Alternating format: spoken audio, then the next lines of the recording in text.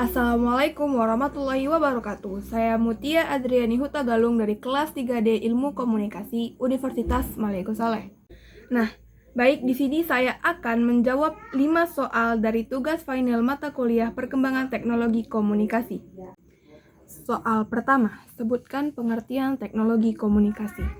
Nah, komunikasi merupakan proses penyampaian pesan dari komunikator ke komunikan, yang artinya komunikasi memerlukan alat yang mempermudah dan mempercepat penyampaian pesan dari komunikator ke komunikan. Yang artinya, teknologi komunikasi ini merupakan alat yang digunakan untuk mengirim, menerima, dan memproses informasi yang akan disampaikan oleh komunikator terhadap komunikan, baik itu secara perorangan atau secara khalayak umum. Lalu soal kedua, mengapa dikatakan perkembangan teknologi komunikasi? Nah, hal ini dikarenakan komunikasi merupakan proses yang berkelanjutan. Lalu, apa yang melatar belakangi sehingga ini perlu untuk dipelajari di program studi ilmu komunikasi?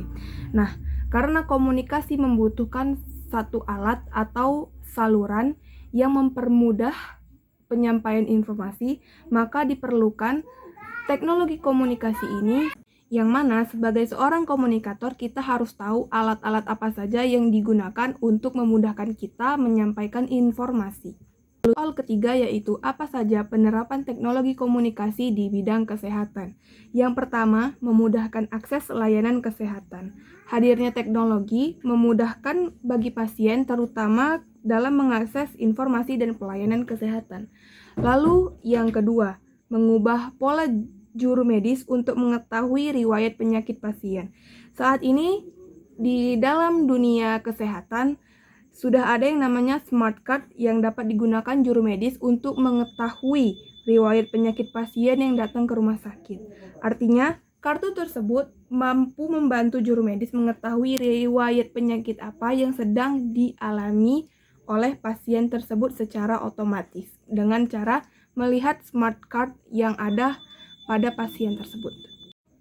Lalu soal yang keempat ada penerapan teknologi komunikasi di bidang pemerintahan. Nah, pemerintah artinya menuju kepada masyarakat. Nah, yang pertama ada persuratan online. Pemerintah menggunakan ataupun memanfaatkan sistem persuratan online atau yang kita sebut dengan email, yang mana mempercepat waktu dalam merespon informasi yang masuk dan juga menekan penggunaan kertas sehingga mendorong terciptanya paperless office pada instansi pemerintah. Lalu yang kedua ada media komunikasi. Media-media komunikasi yang digunakan instansi pemerintahan dalam menyampaikan pesan dengan menggunakan teknologi komunikasi. Yang pertama ada media website, call center maupun pesan singkat.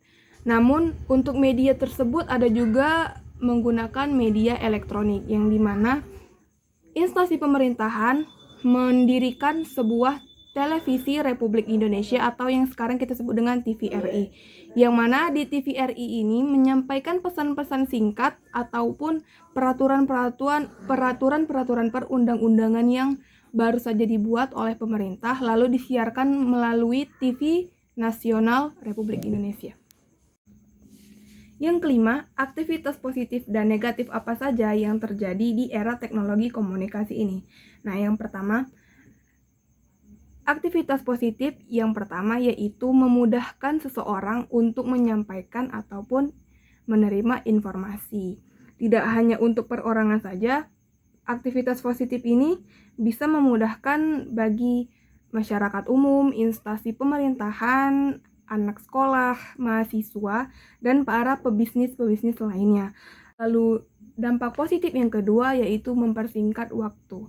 Dengan adanya teknologi komunikasi ini, seseorang tidak perlu lagi menggunakan waktu yang lama untuk menyampaikan informasi. Seperti zaman dulu kalau kita mau mengirim surat itu kita memerlukan waktu beberapa hari. Namun dengan adanya teknologi komunikasi ini bisa saja per sekian detik atau per menit untuk menyampaikan informasi yang akan kita sampaikan kepada komunikan.